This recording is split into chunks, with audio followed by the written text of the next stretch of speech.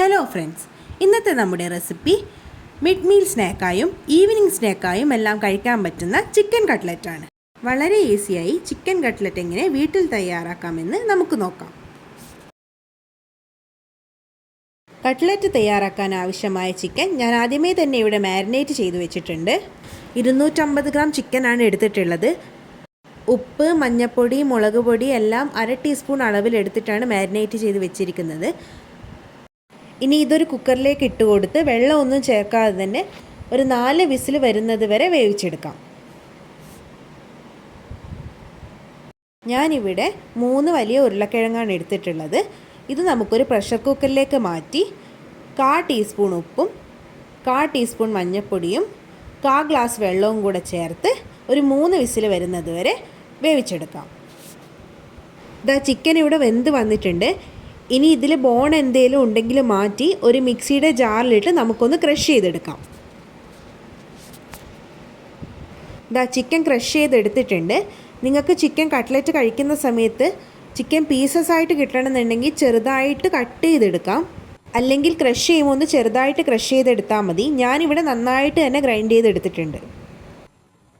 ഇനി നമുക്ക് കട്ട്ലറ്റിന് വേണ്ടിയിട്ടുള്ള മിക്സ് തയ്യാറാക്കിയെടുക്കാം. ചൂടായ പാനിലേക്ക് 2 ടേബിൾ സ്പൂൺ ഓയിൽ ഒഴിച്ചു കൊടുക്കാം. ഓയിലൊന്ന് ചൂടായി വരുന്നത് വരെ വെയിറ്റ് ചെയ്യാം. ഓയിൽ ചൂടായി വന്നിട്ടുണ്ട്. ഇതിലേക്ക് 1 ടേബിൾ സ്പൂൺ ഇഞ്ചി വെളുത്തുള്ളി പേസ്റ്റ് ആഡ് ചെയ്ത് കൊടുക്കാം. ഇഞ്ചി വെളുത്തുള്ളി പേസ്റ്റിൻ്റെ പച്ചമണമൊന്ന് മാറി വരുന്നത് വരെ ഇളക്കി കൊടുക്കാം. ഇഞ്ചി വെളുത്തുള്ളി പേസ്റ്റിൻ്റെ പച്ചമണം മാറി വന്നിട്ടുണ്ട്. ഇനി ഇതിലേക്ക് ഒരു സവാള ചെറുതായി അരിഞ്ഞത് ആഡ് ചെയ്ത് കൊടുക്കാം.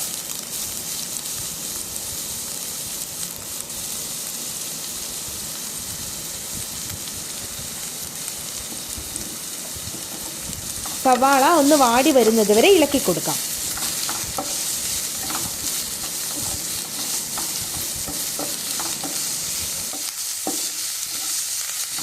സവാള നന്നായി വാടി വന്നിട്ടുണ്ട്. ഇതിലേക്ക് 1/2 ടീസ്പൂൺ ഉപ്പ്,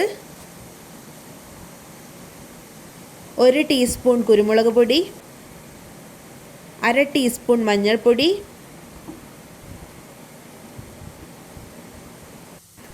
1/2 ടീസ്പൂൺ മുളക് പൊടി കൂടെ ചേർത്ത് കൊടുക്കാം. ഇനി പൊടികളുടെ പച്ചമണമൊന്ന് മാറി വരുന്നത് വരെ ഇളക്കി കൊടുക്കാം.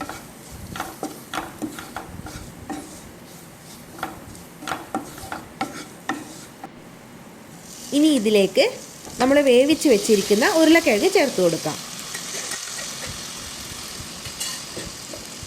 ഇനി ഇത് നന്നായിട്ടൊന്ന് ഉടച്ചു കൊടുക്കാം. ഉരുളക്കിഴങ്ങൊക്കെ നന്നായി ഉടഞ്ഞ് മിക്സായി വന്നിട്ടുണ്ട്.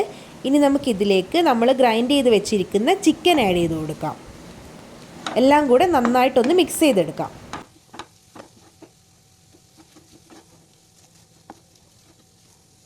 മിക്സ് ഇവിടെ റെഡി ആയിട്ടുണ്ട്. ഇനി നമുക്കിത് കൈകൊണ്ട് ഒന്ന് ഉരുട്ടി ഷേപ്പ് ചെയ്തെടുക്കാം.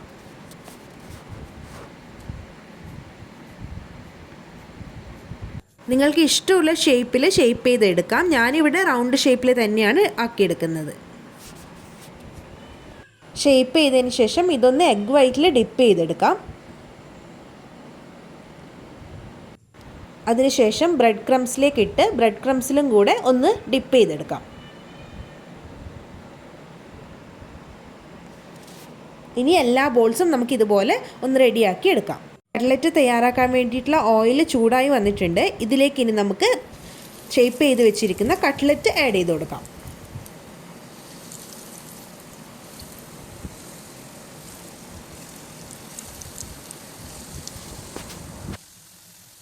കട്ട്ലറ്റിൻ്റെ ഒരു സൈഡ് ഫ്രൈ ആയി വന്നിട്ടുണ്ട്. ഇനി ഇതൊന്ന് തിരിച്ചിട്ട് കൊടുക്കാം.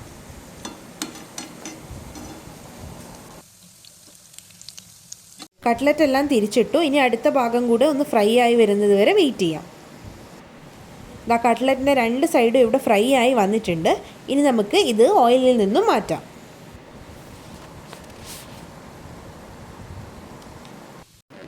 നമ്മുടെ ചിക്കൻ കട്ട്ലറ്റ് ഇവിടെ റെഡി ആയി വന്നിട്ടുണ്ട്. എല്ലാവരും ട്രൈ ചെയ്ത് നോക്കുക. വളരെ ഈസി ആയിട്ട് ഉണ്ടാക്കാൻ പറ്റുന്ന ഒരു ഐറ്റമാണ് ചിക്കൻ കട്ട്ലറ്റ്. വീഡിയോ ഇഷ്ടമായെങ്കിൽ കൂടുതൽ വീഡിയോസിനായി ചാനൽ സബ്സ്ക്രൈബ് ചെയ്യുക. Thank you.